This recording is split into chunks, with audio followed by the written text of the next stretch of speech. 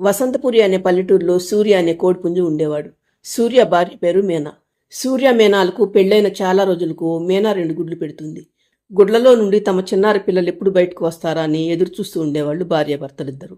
ఒకరోజు సూర్య మీనా దగ్గరికి వచ్చి, మీనా, మా తమ్ముడు పెళ్లి కుదిరిందట. నా స్నేహితుడు మా అమ్మ వాళ్ళ ఊరు నుండి వస్తుంటే మనిద్దరిని వెంటనే బయలుదేరి రమ్మని మా అమ్మ కబురు పెట్టింది. మనం రేపే మన ఊరికి బయలుదేరి వెళ్ళాలి అంటాడు సూర్య. మీకేమైనా మతిపోయిందా? రేపో మాపో గుడ్లలో నుండి పిల్లలు బయటకు రాబోతున్నారు.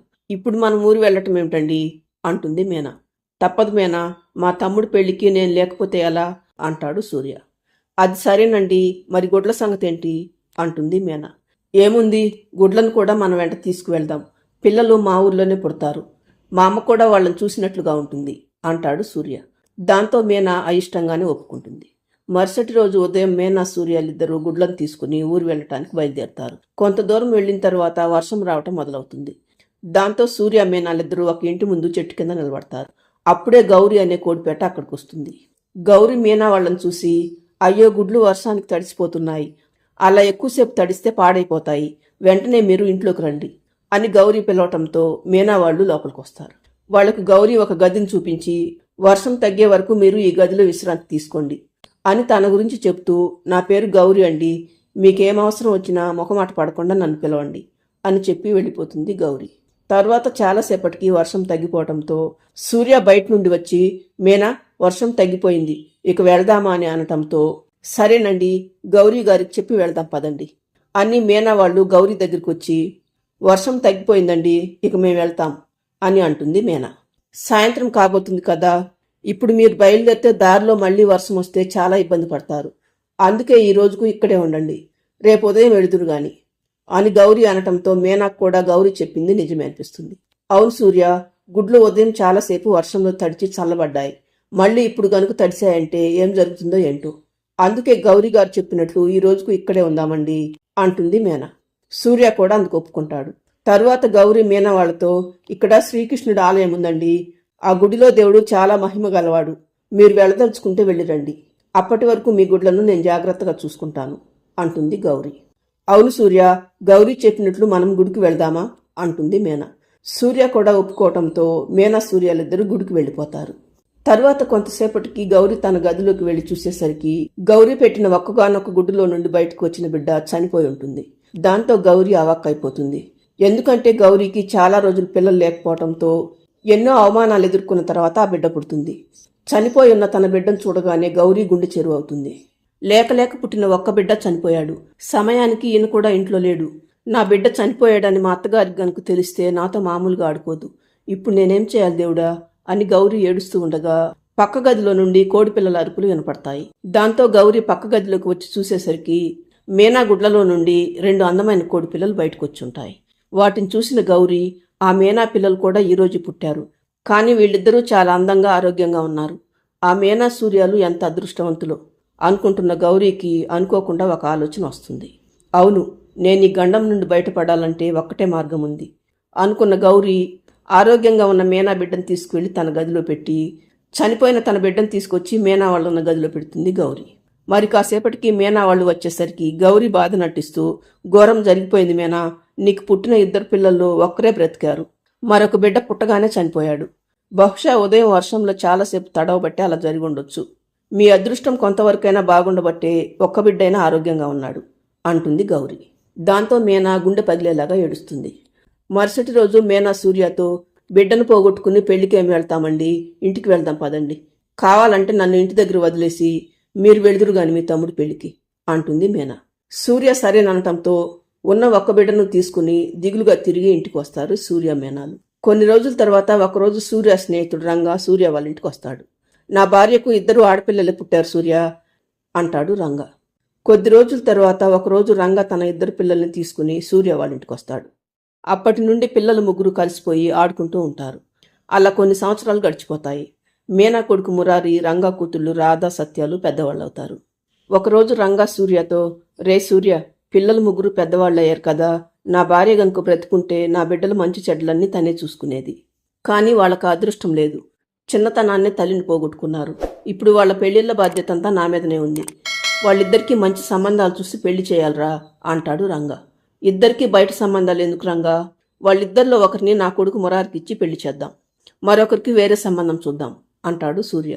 కానీ వాళ్లలో ఎవరిని మీ ఇంటి కోడలుగా చేయాలో నాకు అర్థం కావటం లేదు సూర్య అంటాడు రంగా. ఇందులో అర్థం కాకపోవటానికి ఏముంది రంగా?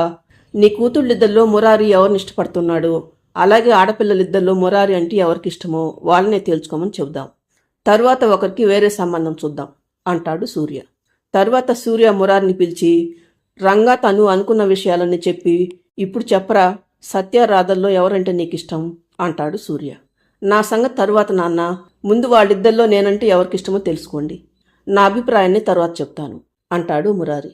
దాంతో మీనా కలుగజేసుకుని, మీరు ముగ్గురు కలిసి మాట్లాడుకుని ఒక అభిప్రాయానికి రండి మురారి. నాకు మీ నాన్నకు రాధా సత్యాల్లో ఎవరైనా ఒకటే ఈ ఇంటికి కోడలుగా రావటానికి అంటుంది మీనా. మరుసటి రోజు మురారి రాధా సత్యాలు ఊరు బయట ఒక చోటుకు వస్తారు. ముందుగా మురారి మాట్లాడుతూ, ఇప్పుడు చెప్పండి అమ్మాయిలు, ఇందులో సిగ్గుపడటానికి ఏమీ లేదు. మీ ఇద్దరిలో మా ఇంటికి కోడలుగా రావటానికి ఎవరు సిద్ధంగా ఉన్నారు? చిన్నప్పటి నుండి ముగ్గురం కలిసి పెరిగాం. నా జీవిత భాగస్వామిగా మీ ఇద్దరిలో ఎవరున్నా నాకు ఒకటే. ఇక మీ అభిప్రాయాన్ని చెప్పండి అంటాడు మురారి. దాంతో ముందుగా రాధ మాట్లాడుతూ, ఇప్పుడు కొత్తగా అడుగుతావేంటి మురారి? నాకు ఊహ తెలిసిన దగ్గర నుండి నిన్నే భర్తగా ఊహించుకున్నాను. నేను చావనైనా చస్తాను గాని వేరే వాణ్ణి మాత్రం చచ్చినా పెళ్లి చేసుకోను అని తెగేసి చెప్తుంది రాధ. వెంటనే సత్య కలుగజేసుకుని, మేం చిన్నగా ఉన్నప్పుడే మా అమ్మ చనిపోయింది బావా. అప్పటి నుండి మీనా అత్త మమ్మల్ని ఎంతో ప్రేమగా చూసుకున్నది. అత్తయ్యను వదిలేసి నేనుండలేను. కాబట్టి మీ ఇంటికి కోడలుగా ఖచ్చితంగా నేనే వస్తాను అంటుంది సత్య. దాంతో మురారి, వామ్మో, ఇది నేను తేల్చే వ్యవహారంలాగా లేదు. మీ సంగతి పెద్దవాళ్ళకి వదిలేస్తున్నాను అని అక్కడి నుండి పారిపోతాడు మురారి. తర్వాత మురారి జరిగిన విషయమంతా సూర్య మీనాలకు చెప్పడంతో సూర్య వెళ్లి రంగాకు చెప్తాడు. తరువాత రంగా సత్యతో మాట్లాడుతూ, చూడమ్మా సత్య, రాధ మురారిని ఇష్టపడుతుంది. నువ్వేమో మీనా మీద ప్రేమతో మురారిని పెళ్లి చేసుకోవాలని అనుకుంటున్నావు. కాబట్టి మురారిని రాధ పెళ్లి చేసుకోవటమే న్యాయం. నీకు వేరే సంబంధం చూస్తాం. నువ్వు కూడా మాతోనే ఉండేలాగా ఏర్పాటు చేస్తాం. నీకు సరైన భర్త దొరికిన తర్వాతే 2 పెళ్లిళ్ళు ఒకేసారి చేస్తాం అని రంగా నచ్చ చెప్పడంతో సత్య మౌనంగా ఉండిపోతుంది. ఇలా ఉండగా ఒకరోజు మీనా సూర్యతో, ఏమండి, మనం మురారిని తీసుకుని ఒకసారి శ్రీకృష్ణుడి ఆలయానికి వెళ్ళొద్దామండి. వాడు పుట్టినప్పుడు అక్కడికి వెళ్ళాం. అప్పుడే నేను మొక్కుకున్నాను, నా పిల్లలిద్దరిని తీసుకుని మళ్ళీ దర్శనం చేసుకుంటానని. కానీ ఇప్పటి వరకు ఆ మొక్కు తీర్చుకోలేదు. అందుకే మనం మురారిని తీసుకుని ఒకసారి ఆ గుడికి వెళ్దామండి అంటుంది మీనా. సరే మీనా, త్వరలోనే వెళ్దాంలే అంటాడు సూర్య. అనుకున్నట్లుగానే ఒకరోజు మురారిని తీసుకుని గుడికి బయలుదేరతారు సూర్య మీనాలు. ఆశ్చర్యంగా ఈసారి కూడా గౌరీ వాళ్ళ ఇంటి దగ్గరకు రాగానే వర్షం పడటం మొదలవుతుంది. దాంతో మీనా, ఈ ఇంటికి మనకు వర్షానికి ఏదో సంబంధం ఉన్నట్లుందండి. ఇప్పుడు కూడా సరిగ్గా ఇక్కడికి రాగానే వర్షం మొదలైంది. ఇంట్లోకి వెళ్ళి ఒకసారి గౌరీని చూసి వెళ్దాం పదండి అని మీనా అనటంతో సూర్య, మురారి, మీనా ముగ్గురు లోపలికి వస్తారు. కానీ అక్కడ గౌరీతో పాటున్న కోడిపుంజును చూసి ముగ్గురు నివ్వెరపోతారు. ఎందుకంటే అక్కడున్న కోడిపుంజు అచ్చం మురారిలాగే ఉంటాడు. మరోవైపు మీనా వాళ్ళని చూసిన గౌరీ పరిస్థితి మరీ దారుణంగా ఉంటుంది. ఆమె మీనా వాళ్ళని చూసి వణకటం మొదలు పెడుతుంది. ముందుగా మీనా మాట్లాడుతూ, ఏంటి గౌరీ, మమ్మల్ని చూసి అలా వణికిపోతున్నావు? అంతగా భయపడుతున్నావంటే నువ్వేదో తప్పు చేశావని అర్థం. నిజం చెప్పు, నా కొడుకు లాంటి వాడే నీ దగ్గర ఎందుకున్నాడు అంటుంది మీనా. దాంతో గౌరీ తడబడుతూ, వీడు ఎలా ఉన్నా నా కన్న కొడుకు. వీడు నీ కొడుకు పలుకులతో ఉంటే నేనేం చేయగలను అంటుంది గౌరీ. అలాగా, నీ కన్న కొడుకని అంటున్నావు కదా, వీడి మీద ఒట్టేసి చెప్పు, వీడు నిజంగానే నీ కన్న కొడుకా అని మీనా గట్టిగా నిలదీయటంతో గౌరీ నిజం ఒప్పుకోక తప్పదు. నన్ను క్షమించండి మీనా, అసలేం జరిగిందో చెప్తాను వినండి అని ఆ రోజు జరిగిన విషయమంతా చెప్తుంది గౌరీ. నేను అలా చేయటం తప్పని నాకు కూడా తెలుసు మీనా, కానీ విధిలేని పరిస్థితుల్లో అలా చేయవలసి వచ్చింది. అంతకుముందు చాలా రోజులు నాకు పిల్లలు పుట్టడం లేదని మా అత్తగారు నన్ను రాచి రంపాన పెట్టారు. చివరకు నా భర్తకు మళ్లీ పెళ్లి చేయాలని కూడా చూశారు. అలాంటి పరిస్థితుల్లో పుట్టిన ఒక్కగానొక బిడ్డ చనిపోయాడు. మళ్లీ నా పరిస్థితి మొదటికొచ్చింది. అందుకే నీకు పుట్టిన 2 బిడ్డల్లో ఒకరిని దాచేసి చనిపోయిన నా బిడ్డను నీ కొడుకు పక్కన పడుకోబెట్టాను. ఇప్పుడు నా భర్త కూడా లేడు, కొద్ది రోజుల క్రితమే చనిపోయాడు. నాకున్నది వీడొక్కడే మీనా, దయచేసి నా బిడ్డను నాకు దూరం చేయకండి అని ఏడవటం మొదలు పెడుతుంది గౌరీ. గౌరీ కొడుకు కృష్ణ కూడా, జరిగిందేదో జరిగిపోయిందమ్మా, మీ దగ్గర అన్నయ్య ఉన్నాడు కదా, మా అమ్మ నన్ను ఎంతో ప్రేమగా పెంచింది, నన్ను ఈ తల్లికి దూరం చేయకండమ్మా అంటాడు కృష్ణ. దాంతో మీనా సూర్యాలు ఆలోచనలో పడతారు. చివరకు మీనా, ఇన్ని రోజులు నా కొడుకు దూరంగా ఉన్నది చాలు గౌరీ. నా బిడ్డ బ్రతికే ఉన్నాడని తెలిసిన తర్వాత కూడా వాడికి దూరంగా ఉండటం నా వల్ల కాదు. అందుకే మేము ఒక నిర్ణయానికి వచ్చాం. ఎలాగూ ఇప్పుడు నీ భర్త లేడంటున్నావు కాబట్టి వీణ్ణి తీసుకుని నువ్వు కూడా మాతో వచ్చేయి, అందరం కలిసే ఉందాం. అప్పుడు నా కొడుకు నా దగ్గర ఉన్నట్లుంటుంది, నీ దగ్గర ఉన్నట్లుంటుంది అంటుంది మీనా. అమ్మ చెప్పింది బాగుంది కదమ్మా, అలాగే చేద్దాం. అప్పుడు మనం కూడా ఒంటరి వాళ్ళం కాకుండా మనకు అందరూ ఉంటారు అంటాడు కృష్ణ. దాంతో గౌరీ కూడా అందుకు సంతోషంగా ఒప్పుకుంటుంది. తరువాత అందరూ కలిసి సూర్య వాళ్ళ ఇంటికి వస్తారు.